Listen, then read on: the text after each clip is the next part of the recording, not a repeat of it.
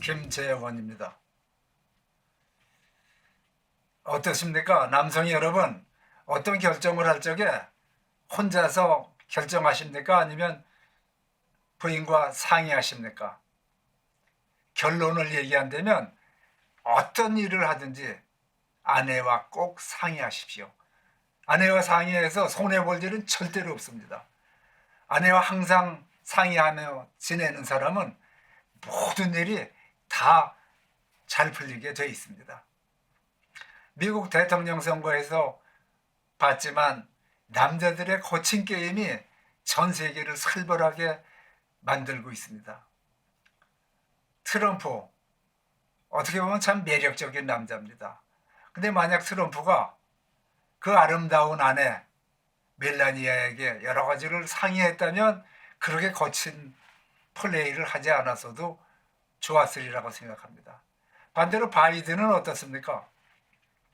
평생 맞벌이를 했다는 바이든, 여고 교사인 아내에게 늘 얘기하고 상의하고 이러고 지낸다는 거 아닙니까? 트럼프하고 어떻게 보면 정반대입니다. 아마 트럼프가 자기 아내와 상의했다면 훨씬 부드럽고 민주적인 남자 되었을 겁니다.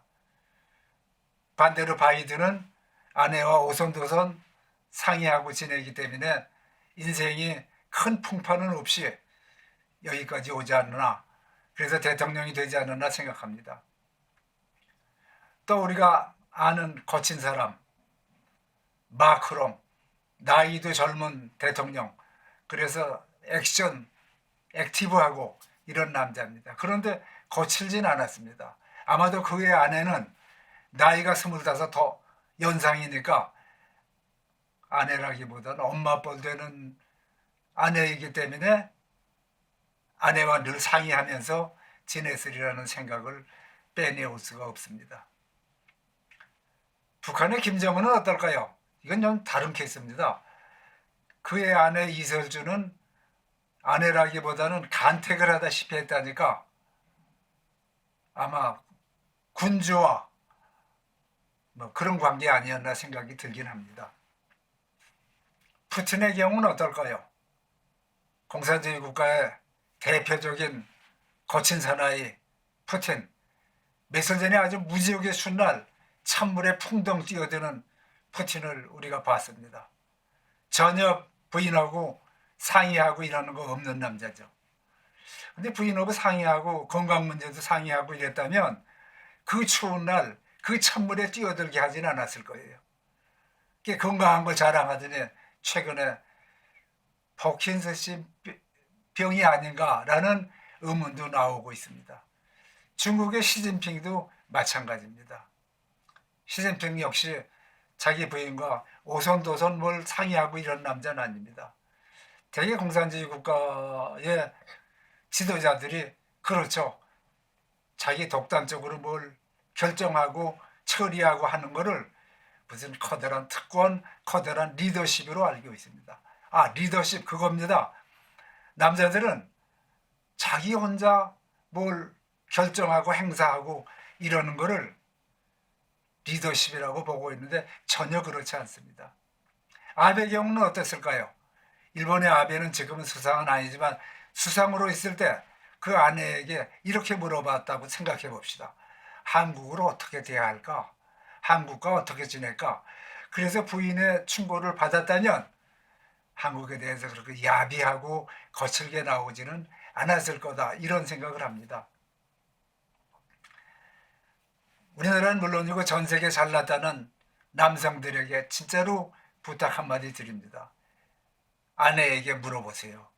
아내에게 물어보고 아내가 보내는 충고를 참고해서 처신한다면 인생에 큰 실수는 아마 없을 겁니다. 빌 게이츠는 어떻습니까? 공적인 문제, 사적인 문제를 가리지 않고 자기 아내와 만사를 묻고 상의하고 지냅니다. 페이스북의 주커버코도 마찬가지입니다. 그 외에 미국의 많은 잘 나가는 경영자들이, 사업가들이 아내의 말 잘 듣기로 정평 있는 사람들입니다. 그러니까 회사가 잘 될 수밖에 없는 거 아니겠습니까? 아내에게 묻고 처신하면 인생에 큰 실수는 없습니다. 사랑은 시간과 공간을 함께 합니다. 시간과 공간을 함께 하고 과정과 결과를 함께 도출해내는 것이 사랑입니다. 남자의 인생이라고 해서 거칠기만 하고 아내의 말에 전혀 귀 기울이지 않는다면 그거는 현대의 지도자가 할 일은 아닙니다. 여성인 아내에 대한 존중, 그게 자기의 어떤 결정에 아내를 참여시키는 겁니다. 지금 세계에서 가장 거친 두 지도자라면 시진핑과 푸틴입니다. 이 두 사람들에게 소근소근 상의할 만한 부인이 없냐면 있습니다. 그런데 전혀 아내를 무시하고 자기들 독단적으로 갑니다. 그 사람들 얼굴만 보면 세상이 긴장해요. 그 두 사람의 얼굴 보면 전쟁을 생각하게 돼요. 그래서 우리는 아내와 어느 정도 상의하느냐를 따져야만 된다고 생각합니다. 직장에서 상급자를 발령낼 때 그 아내하고 잘 지내는지 어떤지를 봐야 된다고 주장하는 경영학자들도 있습니다. 예를 들어 우리나라 경우를 들어봅시다.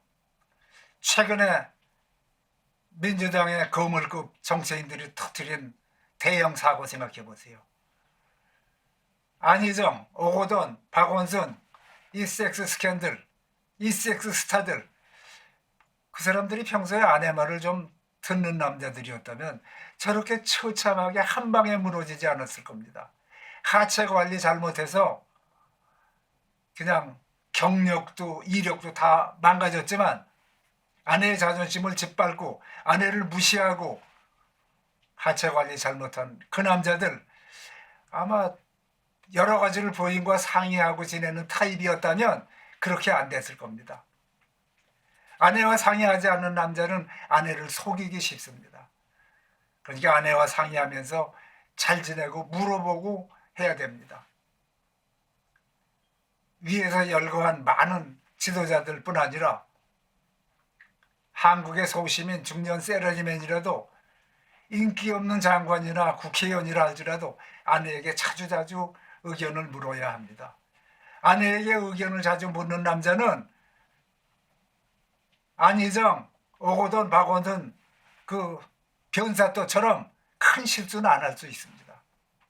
아내와 상의하고 지내려는 건 아내를 사랑하는 것과 같은 얘기입니다.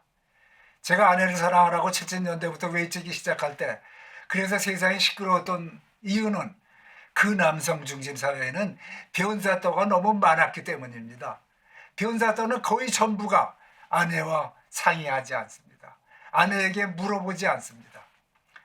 그러니까 우리는 소시민으로 살더라도 가정의 평화, 가정의 민주화를 위해서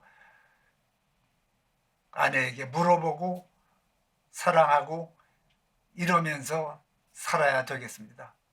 아내 말을 듣는 남자였다면 변사또가 되지도 않죠. 저는 아주 장담합니다. 아내와 상의하고 지내는 남자는 변사또가 되지 않습니다. 가정에서 아내 말도 듣지 않는 독불장군 되지 맙시다. 그러다가는 변사또 되기 딱 알맞습니다. 변사또가 안 되는 유일한 길, 그거는 인생의 많은 분야에서 아내와 상의하면서 지내는 겁니다. 그야 아마도 한 남자가 이 세상에 태어나서 실수 없이 성공하는 인생을 살아가는 길이 아닌가, 유일한 길이 아닌가 생각하게 되는 겁니다. 그렇다고 오늘 밤 사랑할까 말까 하고 거기까지 상의하지는 않으셔도 됩니다. 왜냐하면 사랑은 말이 아니라 행동이니까. 다만 제가 말씀드리는 건 남편의 인생 깊숙이에 아내의 자리를 널찍하게 마련해 놔야 되는 겁니다. 과거의 남편들은 독불장군이었습니다. 이제 그 독불장군의 시대는 끝났습니다. 아내와 시간과 공간을 함께 합시다. 결정을 함께 합시다. 자신의 모든 결정에 아내를 참여시키고 하는 것이 융합입니다. 융합의 시대를 사는 남편 여러분, 아내에게 물어보십시오.